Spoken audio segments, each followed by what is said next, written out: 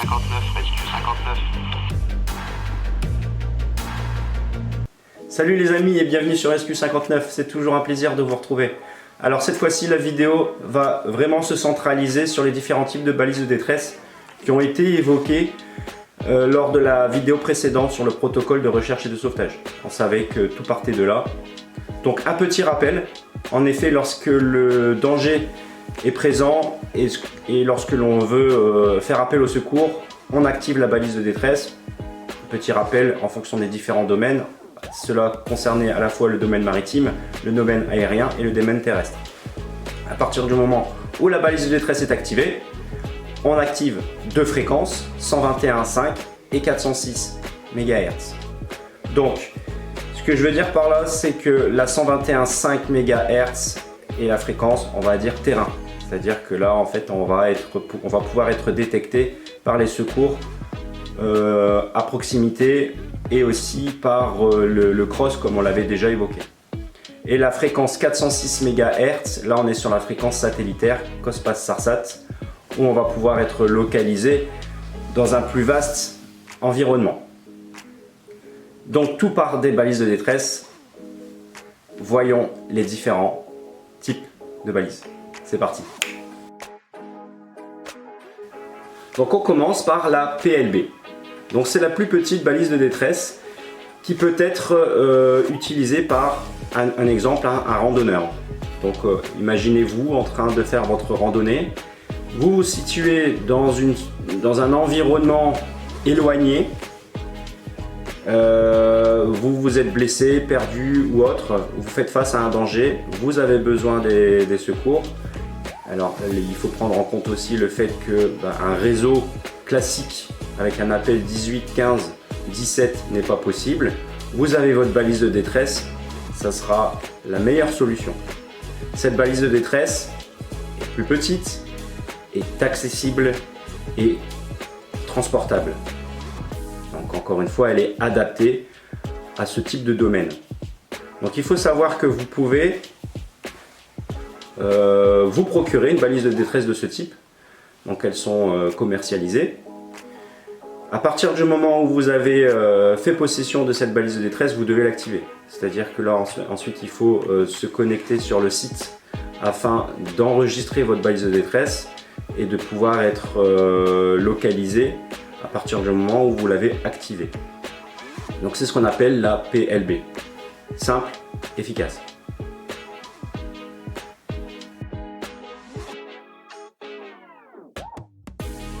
À propos de la balise de détresse, elle va être évidemment, en comparaison avec la PLB que l'on vient d'évoquer, elle va être un peu plus conséquente. Donc le principe reste le même, balise de détresse activable afin d'envoyer la fréquence 406 MHz ainsi que 121.5. La particularité, c'est qu'elle va être aussi équipée d'un flotteur, d'un système de flottabilité. L'avantage là-dessus, c'est que je vais pouvoir la relier. On imagine une situation maritime, vous devez quitter le bateau, vous avez déployé vos canaux de sauvetage. La balise de détresse va pouvoir être reliée au canot de sauvetage tout en flottant, plutôt que de la garder constamment avec vous. C'est la particularité de cette balise. Après, elle est transportable et elle est facilement accessible là aussi et activable.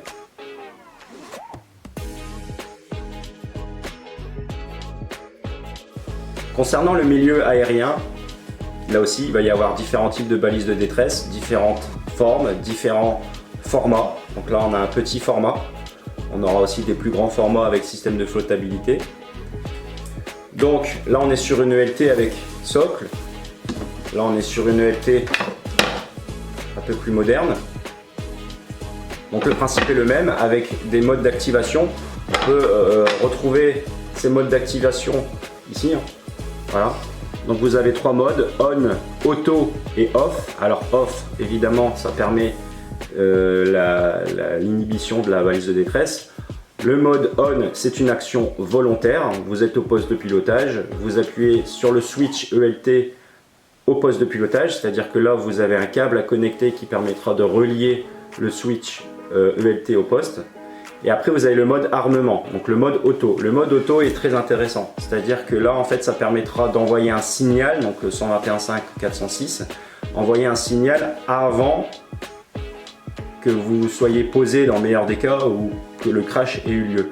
Donc ça enclenche rapidement la localisation. Voilà, parce que vous pouvez malheureusement ne pas être conscient une fois l'avion posé ou crashé, et c'est-à-dire que si vous n'avez pas eu la possibilité d'activer la balise de détresse, vous comprenez que la suite est évidemment beaucoup plus dramatique. Alors il y a différents cas qui ont déjà eu lieu avec des situations similaires, et c'est là qu'on s'aperçoit que le mode armement est très important. Voilà, donc je vous l'ai dit, il y a différents types de balises de détresse. Là on voit par exemple une balise de détresse avec un système de flottabilité. Voilà, la partie jaune que vous voyez, c'est le système de flottabilité. Elle a l'avantage d'être fixée à l'avion et elle est aussi transportable. Alors pourquoi ce système de flottabilité? Je reviens sur la balise de détresse maritime EPIRB qu'on a cité précédemment. Dans l'avion, vous avez améri, vous devez quitter l'avion. Donc c'est là où, à travers les toboggans canaux ou les canaux de sauvetage, vous n'avez pas le choix de quitter la zone de crash. Donc vous embarquez avec vous la balise de détresse et son système de flottabilité permet d'être relié au canot de sauvetage. Voilà, donc là on va être sur des avions qui sont agréés, on va dire comme ça, à survoler des surfaces maritimes importantes. Voilà, c'est pas tout type d'avion qui a la possibilité de survoler des surfaces maritimes importantes. Là, c'est une question de réglementation.